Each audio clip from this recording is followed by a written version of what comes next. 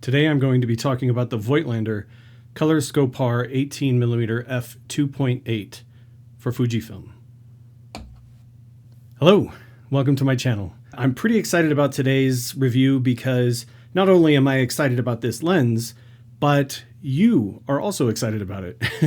And the only way I know that is because I have not purchased a lens and talked about it online before and had so many questions about it. So there's obviously a lot of curiosity about this lens and people want to know how it performs.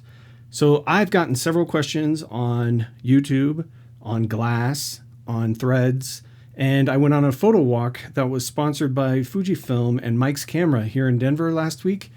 And I met several photographers, including Richie from Fuji X Weekly, and there were questions about this lens. So I know that this is definitely one of those lenses people might have their eye on. So let's get into it. We'll get to the big question right out of the gate, which is, how do I like this lens? And the truth is, I'm enjoying it a lot. I really like this lens. I love the fact that infinity is infinity. That's really great when you're trying to manually focus and you want to just say, okay, there's a whole scene here that I want to capture. I just want to push it to infinity. The really great thing about infinity is if you're in F8 and at F8, it's 2 meters to infinity, and it's no joke.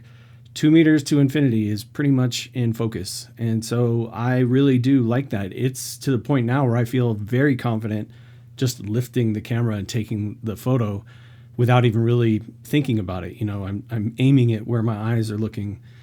So that has actually been a nice surprise. The manual focus on this is pleasant to use. You know, one of the things I said in the first impressions video was how from infinity to 1 meter was this really fast turn, and then it got a longer pull for the detail. And now I actually appreciate that. I feel like I understand more what they were doing.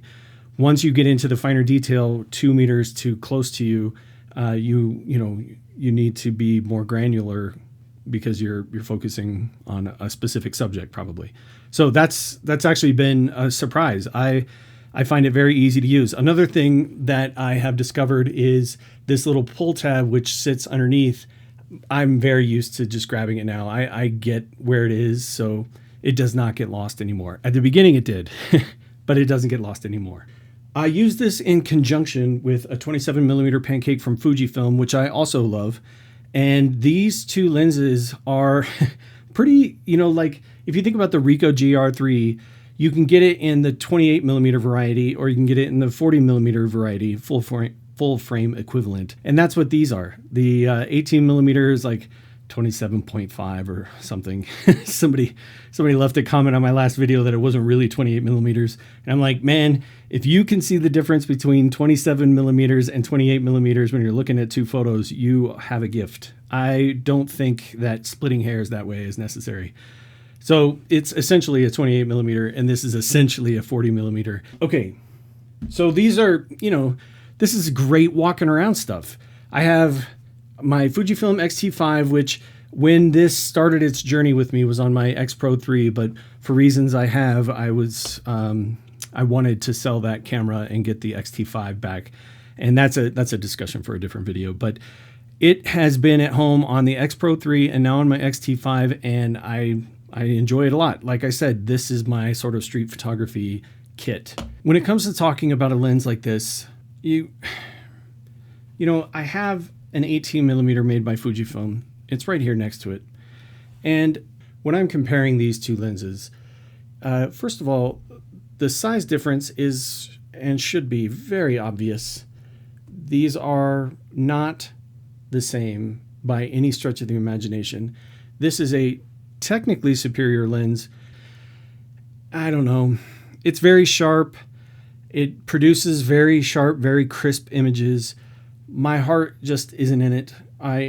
This has been one of the strangest lenses I've owned because I know people are very passionate about it. I know I spent way too much money on it and I want to like it, but I've mostly been using it for these videos. Today I wanted to use the 13mm so I could even talk about the 18mm in comparison, but the reason I like it so much, or I like the Voigtlander so much, is because of the feel. You know, it's such a light, small lens. And when I'm walking around doing street photography, that is really what I want, because I feel like people are put off by any kind of lens with any kind of barrel. I think it draws attention to itself. I think people see that you're taking a photo of them, and I think they're very uncomfortable with that. Whereas something like this on the front of a camera looks much less intimidating.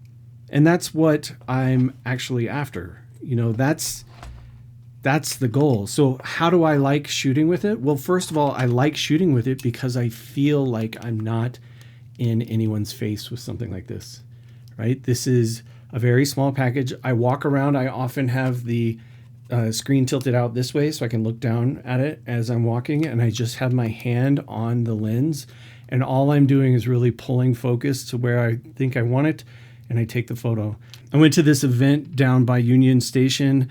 I was walking around with something much more intimidating, which was my Pocket 3 on my bag, recording the whole thing, doing a POV, but I was taking photos and no one really seemed to care or notice, and I really enjoyed that. So that was me being much more comfortable with my very small devices, things that don't look like I'm walking down the street, aiming this at you and taking your photo with it. As far as the photos I've gotten, some of them have been a legitimate surprise.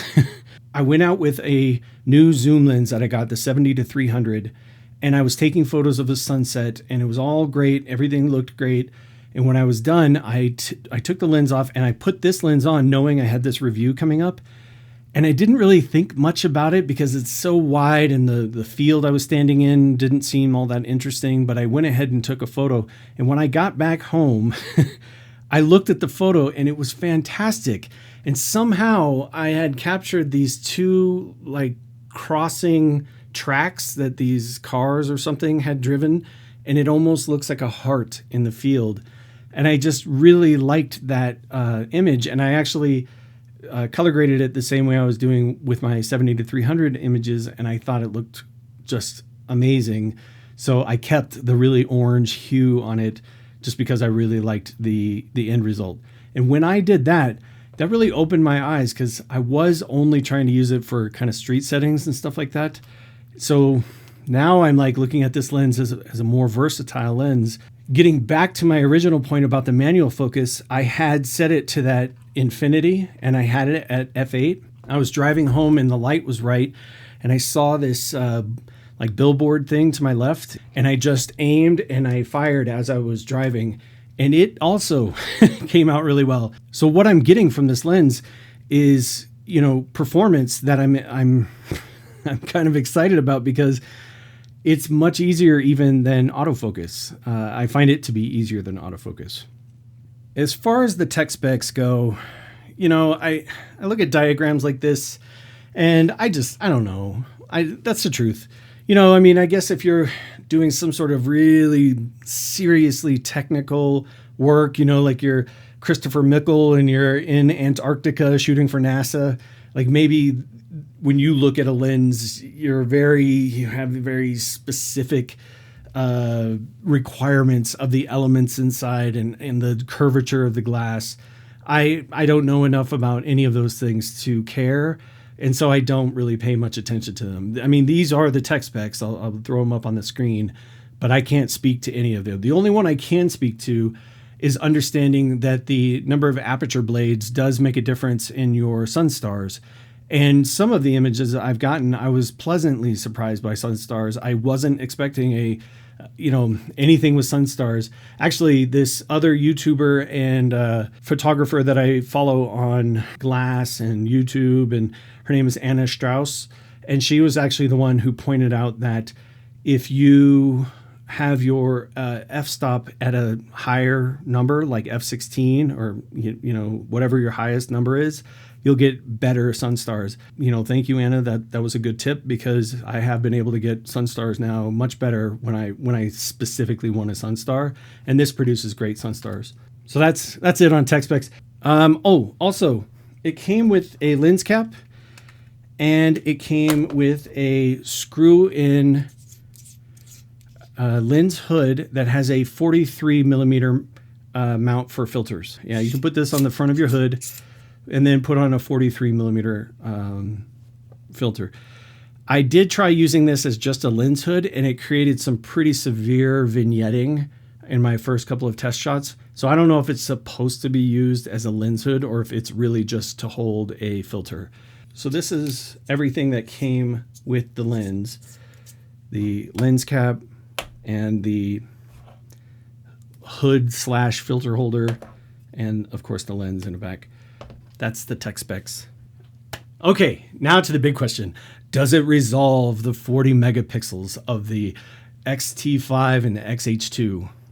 And my question back to you is, do you even know what that means?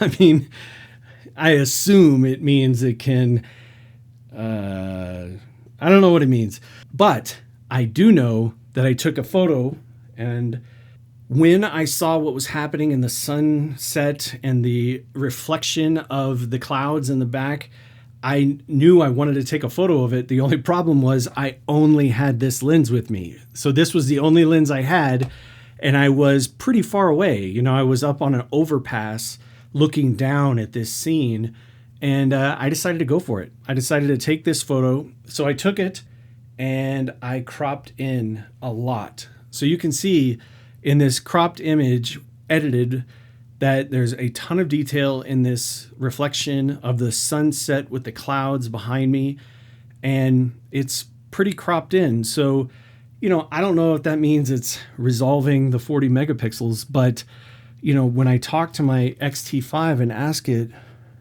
did that resolve? Did it get resolved? It feels like it says it's resolved. So I think my X-T5 is saying, yes, the sensor feels resolved.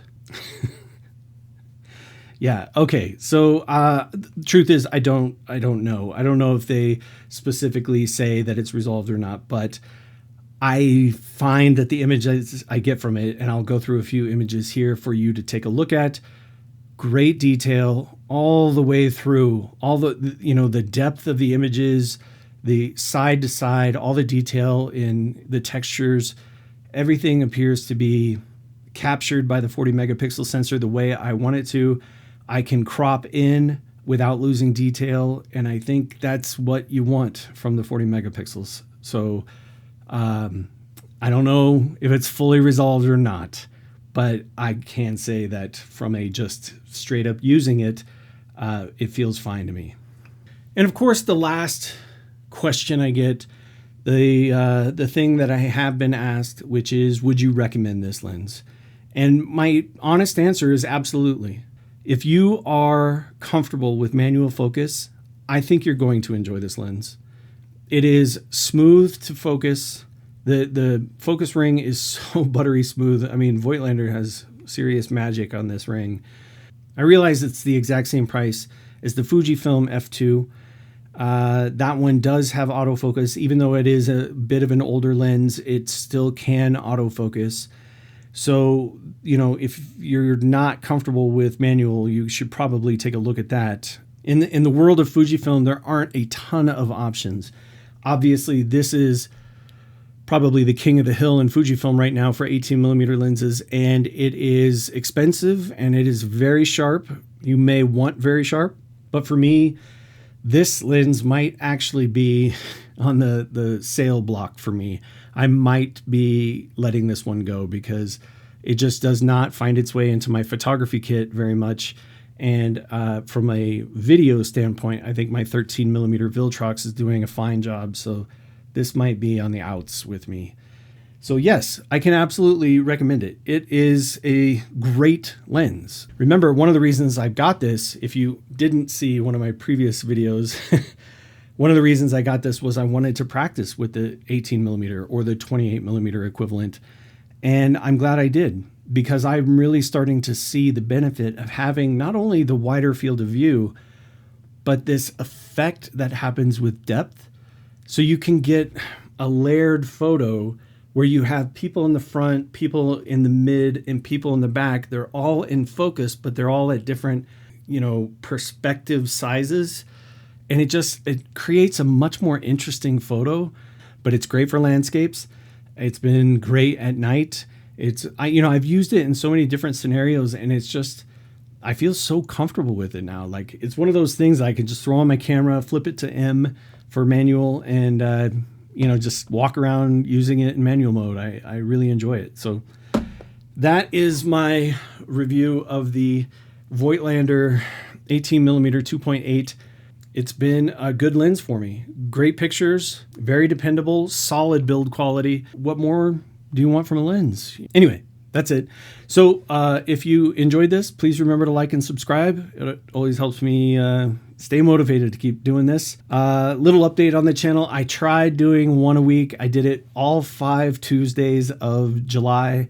And that turned out to be murder on my schedule because I have a full-time job. And then I have a family, I have a life, and I have stuff that I have to do in my house. And then I was trying to do these videos once a week, and it was just turning into a bit of a nightmare. So I don't want to go too far away from once a week, maybe once every 10 days, once every 14 days. But yeah, the schedule won't be quite as aggressive as once a week. That was getting to be a little bit too much. So hopefully you stick around, but I understand if you would prefer not to. Okay, so that's it. As always, I thank you so much for watching, and I hope to see you in the next one. Bye.